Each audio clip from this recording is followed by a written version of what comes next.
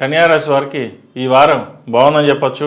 పోయిన వారం కంటే ఈ వారం వీరికి ఇంకా బాగుంటుంది. వృత్తి ఉద్యోగాల్లో కావచ్చు, వ్యాపారంలో కావచ్చు, జీవిత భాగస్వామి వ్యాపారాలు కావచ్చు, ఏదైనా సరే ఈ వారం వీరికి కలిసి వచ్చే విధంగా ఉందని చెప్పవచ్చు. చిన్న చిన్న విషయాలు కూడా మనసుకు తీసుకోకుండా ముందుకు వెళ్ళండి, విజయం సిద్ధిస్తుంది. భూమి కొనుగోలు చేయాలని లేదా ఫ్లాట్ కానీ ఇల్లు కానీ కొనుగోలు చేయాలని చేస్తారు.